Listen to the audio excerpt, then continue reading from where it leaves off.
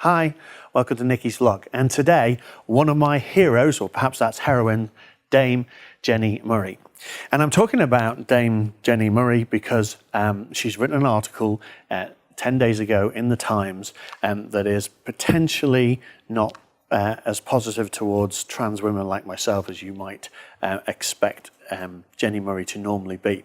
But I'm conscious that some of the people who watch my vlog may not know who she is. If you're not British and not female, then you may not know who Dame Jenni Murray is. If you are British and are female, you can turn your ears off for a second. This is Dame Jenni Murray, and she's interesting because for the last 30 years she has been the main presenter of the BBC radio show Woman's Hour. I like to explain to my kids that this is what podcasts were, kind of 30 years ago.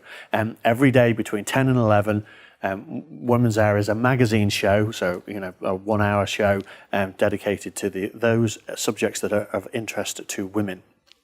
And of course, I've been an avid listener of it for 30 years, not least because in 1987, when Jenni Murray took over, I was at university running the university radio station, and I used to use this as an example and use her as an example of what good presenting looks like and what good impartial interviewing is, and how you can put together an interesting show by showing a balanced view of any issues.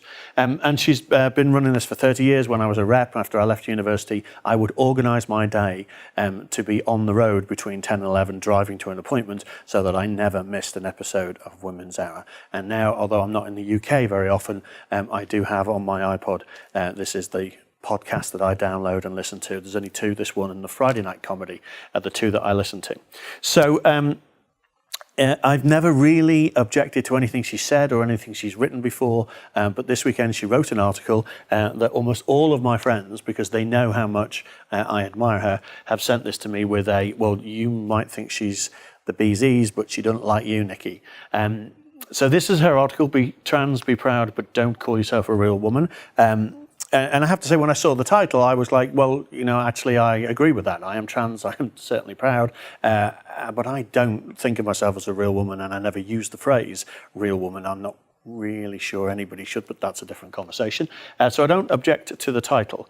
However, there are some bits in the article that left me feeling a bit cold. One was, I think, the misuse of the word anger and fury when she talked about these two ladies.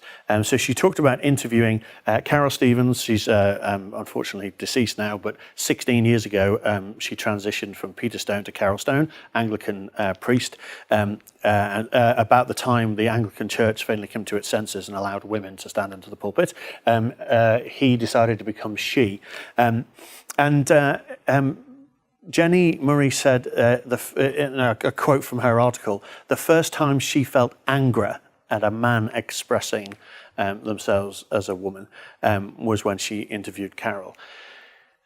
She also indicated that she felt quite some anger towards Indy Willoughby, who has just transitioned in the last 12 months. Used to be a male TV presenter up in the north of England, transitioned to female and got promotion. Is now on national TV as a promoter as one of the presenters on the English version or the British version of Loose Women. Obviously not the American.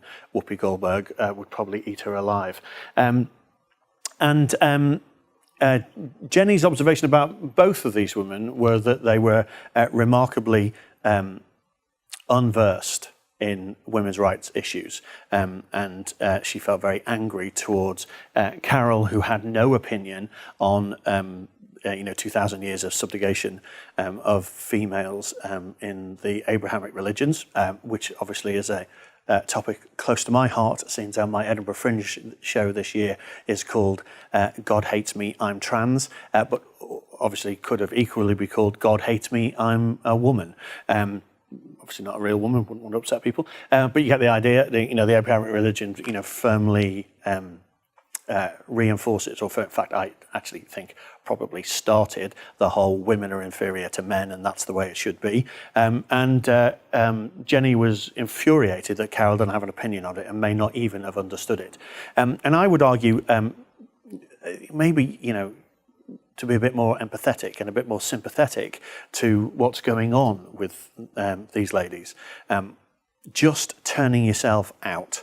For lots of women, trans women included, but for lots of women, just getting turned out in the morning is a bit of a challenge.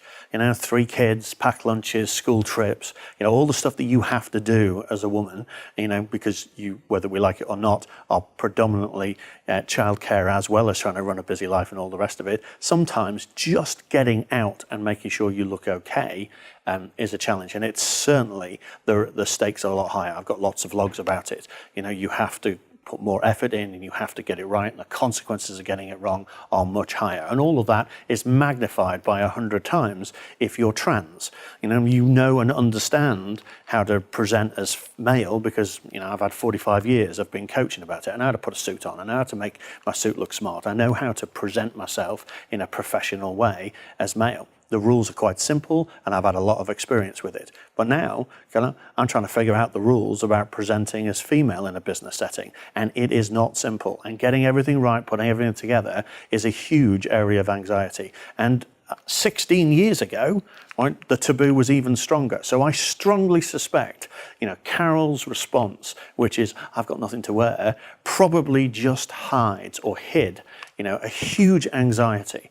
I would probably feel hugely anxious meeting Jenni Murray, let alone being interviewed by Jenni Murray, let alone knowing that her opinion was going to then get kind of broadcast and showed to everybody else. So yes, I suspect a lot of what was going through these very nervous people's brains were, the function of getting through the experience.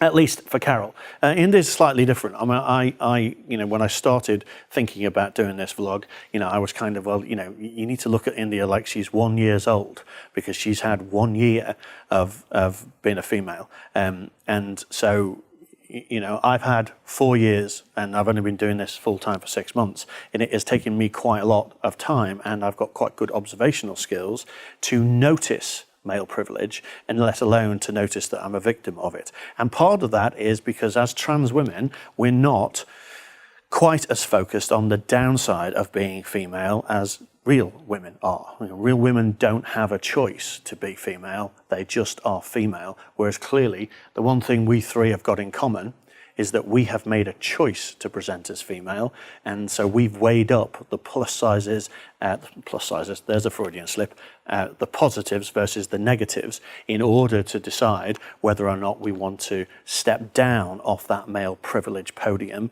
and try and make our lives work without the added advantage of being a straight white male. So obviously, we, and certainly me, spend a lot of time thinking about the plus side to being female. And there is considerable upside that nobody ever talks about, and I think gets glossed over. And this vlog is not the time to go into it. The rest of my channel is all about that. But I would just say, these ladies are, learning new skills. And I think you should look at them like they're young teenage girls because they've got no life experience as a female, and therefore have not spent the 30 years that Jenni Murray has spent thinking through these issues. And so yes, India Willoughby, I suspect, strongly thinks that Dorchester hotel staff should shave their legs and should, kind of conform to the Dorchester's beauty rules, and probably has never even thought that that might be sexist and that might be a red flag to certain feminists. She certainly hasn't thought through the issues for the last 30 years the way Jenni has. So, surprise might have been a better word than anger. Fury seems to me to be misplaced. I am shocked and surprised that Miss Murray isn't more empathetic towards, what you really think of, what you really should think of is children, young girls who are learning to live with it. However, India Willoughby's been calling for her resignation and calling her a dinosaur, and that seems to me to miss the fact that we are where we are in this world largely because women like Jenni Murray have been fighting a fight for 30 years, and India Willoughby is accepted as a television presenter because we have moved the world on considerably round women, and she is a beneficiary precisely because of the work that Jenni Murray and women like her have done over the last, in her case, 30, and we might argue the last 100 years.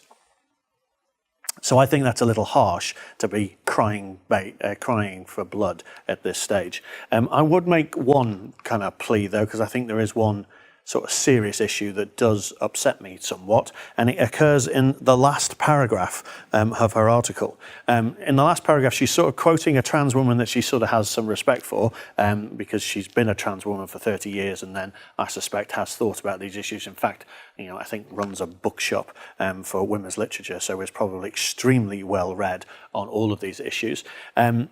And they're talking about one of the things that's just happened is the Girl Guides have just decided to accept trans girls into their midst. And then we've got this rather bizarre statement: a female space should not be open to males. And then this sentence is the one that really upsets me. Unrestricted access to women's spaces like changing rooms and refuges that exist for the dignity, comfort and protection of women. And I, obviously I have a whole show about to pee or not to pee and about the bathroom law in North Carolina. And I do feel massively strongly about this, and not really on behalf of me. I can protect myself, although, in the 4 years that I've presented as female, I have been physically threatened, I have been sexually attacked. I understand what it's like to be prey, and that's the title of my book. And I think to ignore the fact that trans women are stepping into, perhaps voluntarily, but stepping into prey and stepping into a vulnerable position, and then to not allow us the safety and protection that you want to allow to real women is borderline obnoxious, but certainly dangerous. But I'm really concerned about what this says to young trans kids, male and female. We have a big issue right now. In the article, Jenni Murray talks about some research that's quoted in the UK that says that trans kids are more likely to attempt suicide, and it was a very small sample, 27 trans kids, and what they found is they're 10 times more likely to attempt suicide. But actually there's a much more robust survey in the US that shows almost exactly the same. Baseline suicide rates at 2%, and in the trans community it goes up to nearly 50%. And if they are bullied, particularly if they're bullied at school, then attempted suicide rates go up to 75%, and rates of self-harm and rates of all of the stuff that we need to worry about our vulnerable children all are magnified by 10 or 15 if kids are struggling with their gender and struggling with their identity. And so we need to protect these kids, and we're not going to protect those kids if this is the attitude. In some of my other blogs, I talk long and hard about, I think the single biggest problem with all of this is we conflate changing rooms with bathrooms. I am not interested in being allowed access to changing rooms for teenage girls when they're changing for sport or going swimming or whatever. And that's what this refers to, and it's what the bathroom law in North Carolina refers to. But I am interested in being able to use the ladies' room in a nightclub or in a bar or in a restaurant or out in the public. Part of the problem with the argument is people put these two things together. Now, the other thing is this mentions the Girl Guides, and I'm a Scout leader, and the Scout leaders are co-ed, and they're very happy and comfortable with trans being both members and leaders, unlike the Girl Guide Association, which is still kind of not co-ed and still female only. And my observation about that is, whilst we're spending time and energy to protect female spaces, I think we're missing the bigger picture. So we all feel safe in the ladies' toilet because there's no men around. And so we want to protect that because, we want a space where we can pee safely, all of us, without men around. And it seems to me that protecting those spaces is missing the point. Surely we should make all of the space safe. So surely we should all be working together to use technology and to use our ability to have a voice to make the streets safe and to make everywhere safe, so that we're not trying to find safe places inside a world that is basically unsafe for women. Let's make the world safer for women, and then we don't need to have a debate about where we pee. We can have a debate about more interesting things, like how much better the world would be if we were safe wherever. Anyway, that's what I think. I'd really like to know what you think. I'm going to leave you with a quote from Jenni Murray, which I think is quite pertinent. We have made great progress in the past 70 years. I would argue thank you to Jenni Murray for all the work she's done for 30 years, as a voice of that progress over the last 70. But, listen to your own advice, I think. But we must never become complacent. The world is moving on. I think there is an opportunity for you to listen to women like me, real or otherwise, or men like me, if that's how you want to view me. I don't really care, because we have an interesting point of view, a point of view that's not been around before, because it's not been possible to hide in society and see what the world looks like from the other side of the gender divide. So, that's what I think. Please let me know what you think. Thank you for watching the vlog. You can find me at @NickyTake/NickyTake, or just Google Nicky Take and leave me a comment. Thanks for watching. Bye.